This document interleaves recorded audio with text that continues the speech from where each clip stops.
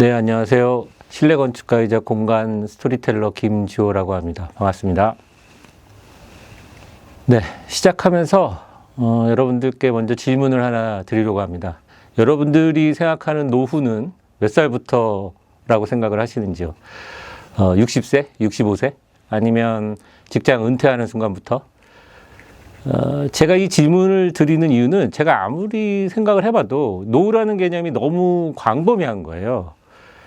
저는 공간을 연구하는 사람입니다. 그래서 25년 넘게 여러 종류의 공간들을 디자인해왔고, 특히 뭐 학교, 유치원 같은 아이들 교육 공간을 주로 설계를 해왔습니다. 그런데 어느 순간부터 이제 다른 질문이 생긴 거죠. 가만 보니까 우리가 생활하는 많은 공간들, 뭐 식당이니 커피숍 같은 상업 공간, 호텔, 리조트, 이런 레지던스 공간, 그리고 주거 공간들이 많이 발전을 해왔지만, 어른들이 나이 들어서 정작 살아갈 공간의 디테일이나 디자인은 그다지 발전하지 않고 있다는 점이에요. 하물며 대한민국 인구 중에 제일 많은 비율인 50대, 60대들이 앞으로 살아가고 활동할 수 있는 공간에 대해서는 아무도 고민하지 않고 있다는 그 질문이 오늘 이 자리로 저를 이끌었습니다. 우리 부모님 세대에게 노후는 굉장히 단순한 개념이었죠. 그래서 다니던 직장과 일을 그만두는 순간 생산적인 인생은 끝났다는 인식이죠. 은퇴 이후에는 쉬다가 죽음을 기다리는 시간, 인생이 이제 전후 두막으로 이루어진 연극 같은 표현을 할 수 있겠죠. 젊음과 늙음, 뭐 활동과 쇠퇴, 그게 전부였습니다. 근데 평균 수명이 완전히 달라진 거죠. 통계청 자료를 보면 한국인의 기대 수명은 1970년에 62.3세였습니다.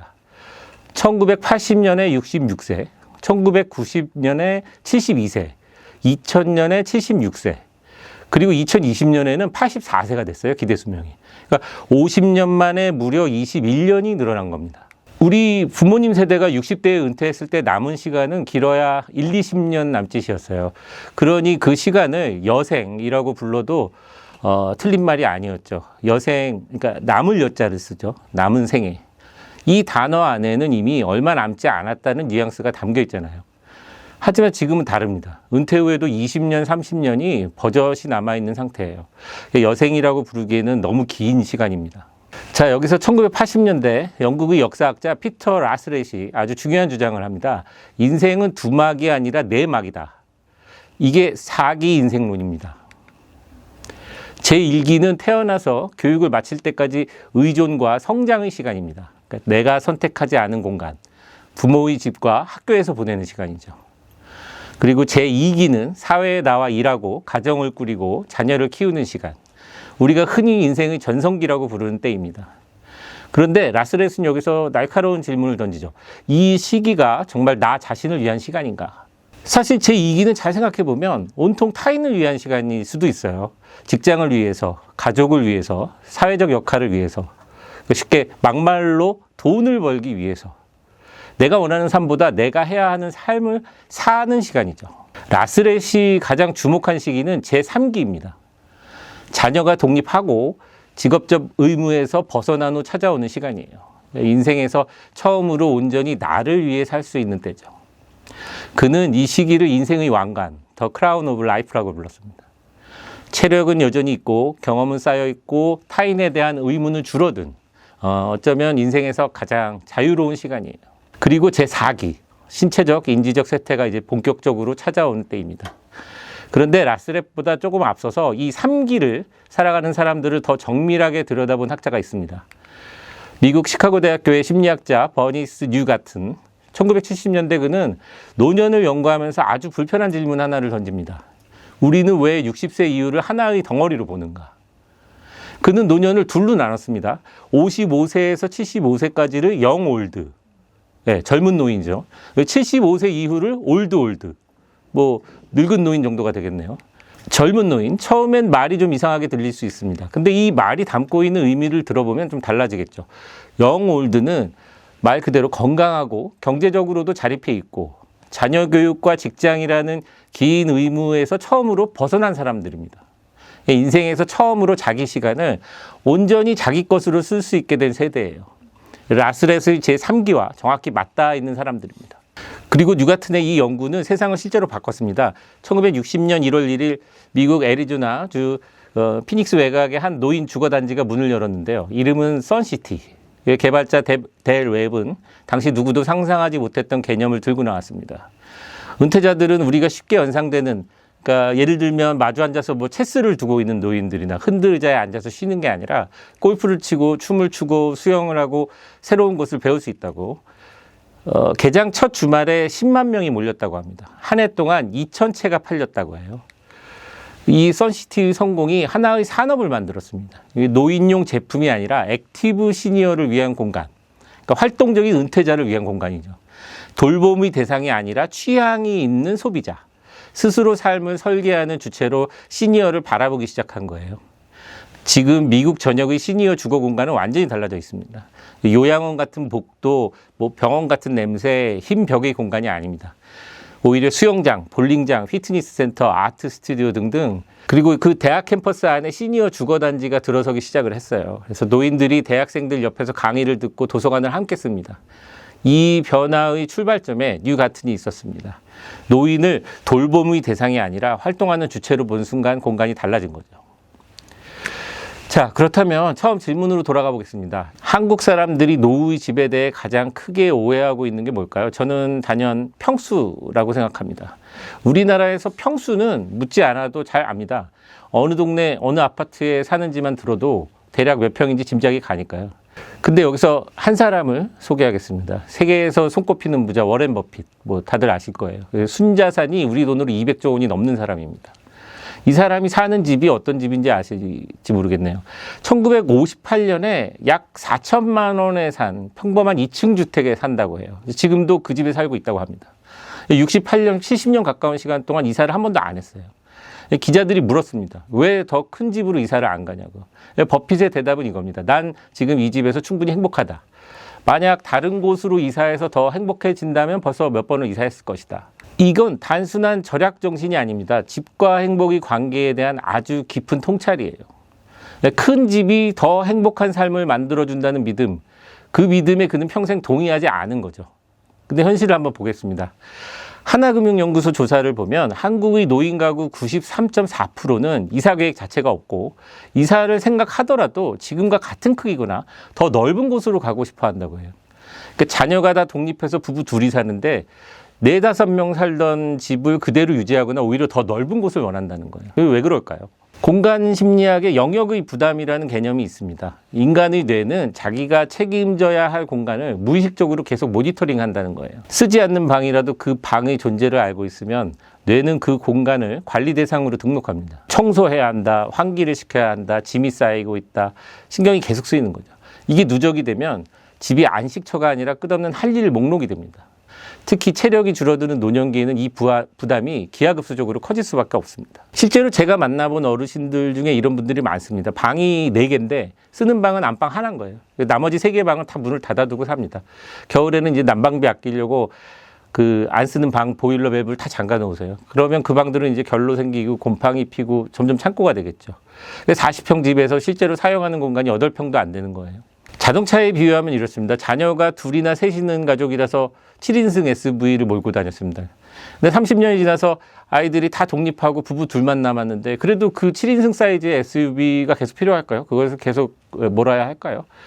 주차하기도 힘들고 기름값도 많이 나가고 보험료에 세금에 뭐 정비하는 비용까지 뒷좌석은 항상 비어 있고 그 넓은 공간이 장점이 아니라 필요 없는 부담이 되는 공간이 되는 겁니다. 집도 마찬가지라는 거예요. 1920년대 독일에서 시작된 엑시스텐츠 미니멈 운동이 있습니다. 산업화로 도시 노동자들이 좁은 주거에 내몰리자 건축가들이 진지하게 물었어요. 인간이 품위를 유지하며 살 수 있는 최소한의 공간은 어떻게 구성되어야 하는가? 그 결론은 면적의 숫자가 아니었습니다. 공간이 얼마나 잘 설계되어 있느냐였죠. 근대 건축의 거장 르꼬르비제는 모듈러라는 시스템을 만들었습니다. 그러니까 팔을 뻗었을 때 닿는 거리, 앉았을 때 필요한 높이, 두 사람이 지나칠 수 있는 폭. 공간의 크기는 원래 인간의 몸에서 출발했어요. 면적은 부동산 가치가 아니라 내 몸이 기준이었던 겁니다. 1899년 미국의 경제학자 소스타인 베블론이 과시적 소비라는 개념을 발표했습니다. 이게 사람들이 물건을 살 때 그 물건의 실용적 가치 때문이 아니라 남들에게 보여주기 위해 산다는 거죠. 그러니까 베블론이 이 이론을 쓴 게 19세기 말이었습니다. 근데 이게 100년이 훨씬 지난 지금에도 한국의 아파트 평수 문화를 보면 그때보다 더 와닿는 현실인 거죠. 34평이 국민 평형이 된 건 그 크기가 두 사람 살기에 딱 맞아서가 아닙니다. 34평이 되면 대출이 잘 나오고 팔기 쉽고 사회적으로 인정받는 크기이기 때문이에요. 집이 거주의 단위가 아니라 과시의 단위가 된 거죠. 그래서 전문가들이 이야기하는 개념이 있습니다. 이 라이트 사이징. 무조건 줄이는 다운 사이징이 아니라 내 삶에 딱 맞는 크기로 조정하는 겁니다. 부부 둘이면 부부 둘에게 맞는 집으로, 뭐 비유를 하자면 SUV에서 중형 세단으로 바꾸는 것처럼요. 워렌 버핏의 말이 여기서도 그대로 적용됩니다. 평수를 위해서 내가 존재하는 순간 그 집은 이미 삶의 질을 낮추는 공간이 된 겁니다. 노후의 집은 자산 가치의 단위가 아닙니다. 내 남은 시간을 가장 충만하게 채울 수 있는 적정 밀도의 공간으로 다시 정의돼야 합니다. 여기서 잠깐 한 건축가의 얘기를 또 들려드리도록 하겠습니다. 20세기 건축의 3대 거장이 있습니다. 프랑스의 르꼬르비지에, 독일의 미스 반데어로에, 그리고 미국의 프랭크 로이드 라이트. 이 세 사람을 묶어서 현대 건축의 양대, 아니 세계의 산맥이라고 부릅니다. 그런데 흥미로운 사실이 있어요. 이 미국의 라이트는 나머지 두 사람보다 20살이나 많았습니다. 이게 사실상 다른 세대인 거죠. 그런데도 지금까지 같은 자리에 이름이 나란히 올라가 있는 이유가 있습니다. 그가 60년 넘게 꾸준히 설계 활동을 이어가며 마지막까지 진화를 멈추지 않았기 때문인데요. 라이트는 1867년 미국 위스콘신주에서 태어났습니다. 젊은 시절부터 천재라는 소리를 들었다고 합니다. 20대의 자연과 어우러지는 그 프레리 양식이라고, 대초원 주택이라고 있습니다. 그걸로 이미 이름을 유명세를 떨치게 됐죠. 광활한 미국 대지에 낮게 깔리고 수평선을 강조하고 실내와 자연이 경계 없이 이어지는 집. 그 당시에 이제 유럽 건축의 영향을 받아만 오던 미국 건축계에서 완전히 새로운 언어를 들고 나타난 겁니다. 그런데 그 이후에 긴 침체기가 찾아와요. 개인적인 스캔들, 사무소에서 벌어진 비극적인 사건들. 한때 건축계의 전설이었던 그가 잊혀지기 시작했습니다. 60대에 접어들면서 많은 사람들이 그를 과거의 인물로 여겼어요. 그때 의뢰가 하나 들어옵니다. 1934년 말 피츠버그의 백화점 사장 에드거 카우프만이 의뢰를 해왔습니다. 에팔레치아 산맥 깊은 숲속, 폭포가 있는 그 땅에 별장을 지어달라고요. 카우프만은 그 폭포를 바라보면서 살고 싶었던 거예요. 그래서 이제 폭포 아래에 집을 짓기를 원했죠. 대부분 다 그렇게 하니까. 그런데 라이트의 설계는 전혀 달랐습니다. 폭포를 바라보는 집이 아니라 폭포 위에 집을 얹었어요. 집의 그 중앙으로 폭포가 떨어집니다. 바위 위에 콘크리트 테라스를 캔틸레바 구조로 밀어내고 그 밑으로 물이 흐르게 했습니다. 그러니까 중력을 거스르는 것처럼 보이는 대담한 구조. 자연을 감상의 대상으로 두는 게 아니라 자연 그 자체가 집의 일부가 되게 한 거죠. 그때 라이트의 나이가 67세였습니다. 이 집이 바로 그 유명한 낙수장입니다. 완공 후 타임지는 라이트의 가장 놀라운 역작이라고 불렀고 1991년 미국 건축협회는 미국 건축 중 역대 최고 작품으로 선정을 했습니다. 그리고도 그는 멈추지 않았습니다. 76세에 많은 분들이 알고 계신 뉴욕 구겐하임 미술관 설계를 시작합니다. 이 구겐하임 미술관은 원통형 건물 안에 나선형 경사로를 넣어서 관람객이 맨 위까지 엘리베이터를 타고 올라간 뒤에 빙글빙글 내려오면서 작품을 감상하게 한 혁명적인 공간이에요. 층으로 나눠진 게 아닙니다. 그 램프를 타고 계속 타고 내려오면서 보게 되는 건데, 건축이 예술의 배경이 되는 것이 아니라 그 자체로 예술이 된 건물이에요. 그 미술관이 완공된 건 1959년입니다. 라이트가 세상을 떠나기 6개월 전이었다고 해요. 91세였습니다. 그래서 잠깐 생각해 보겠습니다. 67세에 역사상 가장 아름다운 집을 설계하고 76세에 20세기를 대표하는 미술관을 시작하고 91세에 설계도를 손에서 놓은 사람. 우리가 노후라고 부르는 그 시간에 그는 인류의 유산을 만들고 있었습니다. 아까 4기 인생론을 얘기한 라스렛이 이론으로 말한 것을 라이트는 행동으로, 삶으로 보여준 거죠. 제3기는 쇠퇴가 아닙니다. 경험이 쌓이고 타인의 시선에서 비교적 자유로워지고 오직 자신의 경험과 철학만으로 일할 수 있는 시간. 어쩌면 그게 창조자에게 가장 강력한 조건이 될 수 있어요. 라이트가 삶으로 보여준 것을 학자들은 이렇게 정의했습니다. 1980년대 후반 존 로우와 로버트 칸이라는 두 학자가 현대 노년학에서 가장 많이 인용되는 이론 하나를 발표합니다. 성공적 노화입니다. 단순히 오래 사는 것, 즉 몸과 마음이 병든 상태인데 계속 간신히 목숨을 부지하고 사는 거예요. 이 세 가지가 함께 갖춰졌을 때 비로소 성공적인 노화가 이루어진다고 했어요. 첫 번째는 질병과 장애의 위험을 낮게 유지할 것. 두 번째는 높은 신체적, 인지적 기능을 유지할 것. 세 번째는 삶에 적극적으로 참여할 것.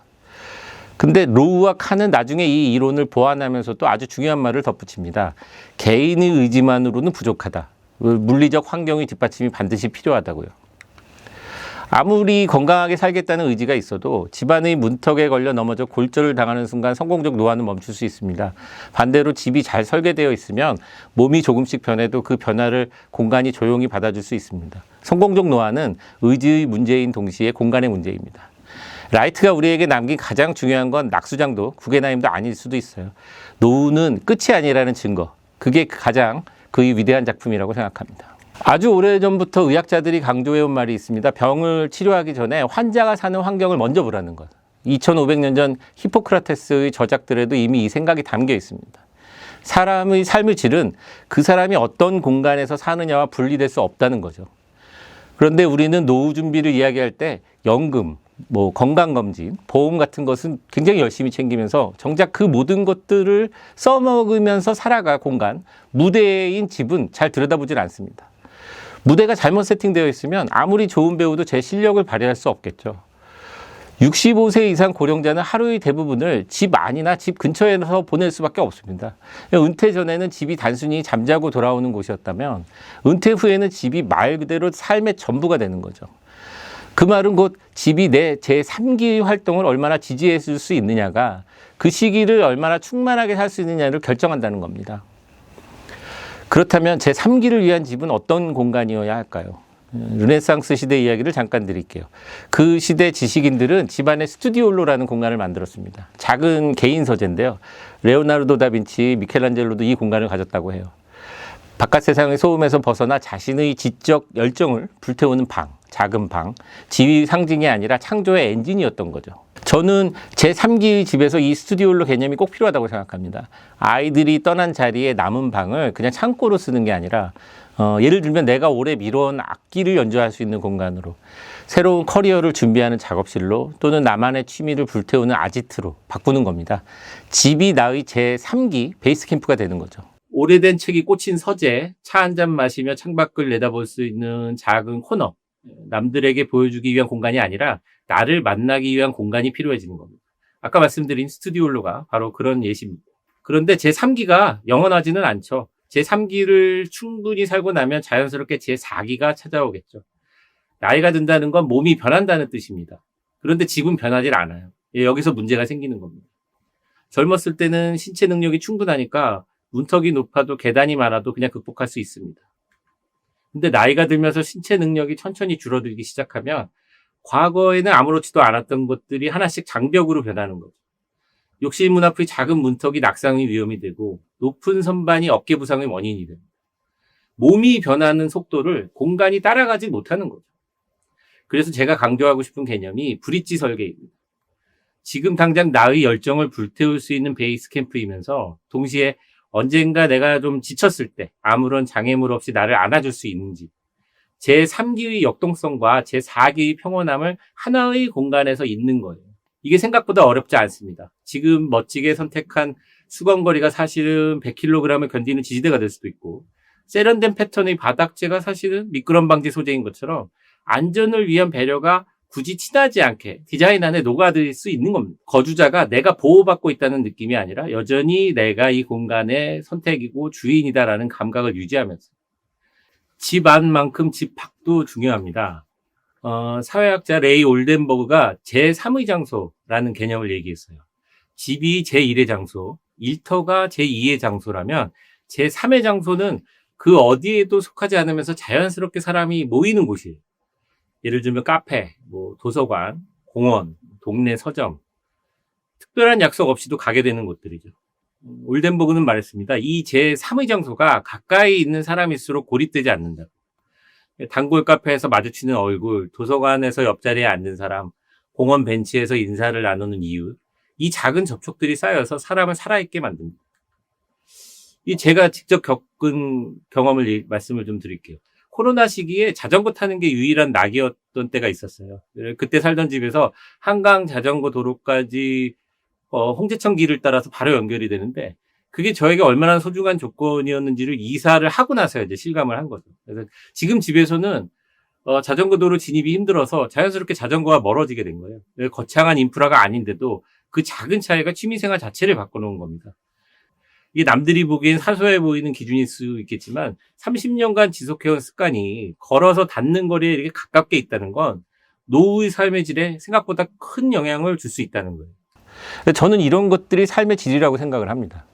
고급 브랜드 아파트의 뭐 화려한 커뮤니티 시설보다 이 매일 반복되는 이 작은 것들이 실제 만족도를 높여준다는 걸 스스로 깨닫고 있습니다.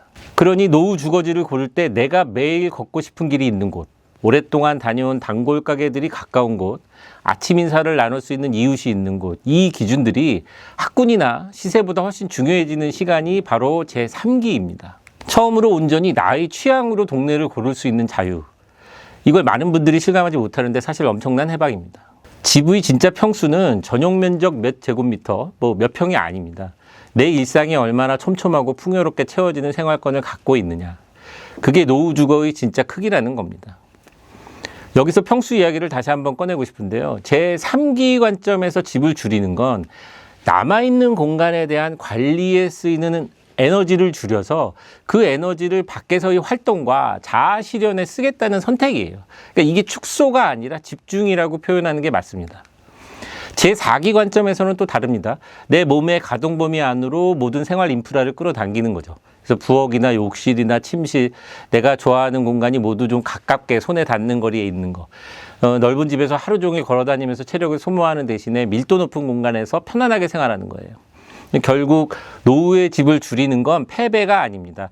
제 3기에는 나의 에너지를 가장 가치 있는 곳에 쓰기 위한 전략적 선택이고 제 4기에는 나의 몸을 가장 지혜롭게 보살피기 위한 준비입니다. 지금까지 노후의 집이 어때야 하는지를 말씀을 드렸습니다. 이번에는 현실적인 얘기를 드릴게요. 이사를 가거나 큰 공사를 하지 않아도 됩니다. 지금 사는 집에서 작은 변화만으로도 훨씬 안전하고 편하게 바꿀 수 있어요. 공간별로 말씀을 드리겠습니다. 먼저 욕실입니다. 욕실은 집안에서 가장 위험한 공간입니다. 낙상 사고의 상당수가 바로 여기서 일어나요.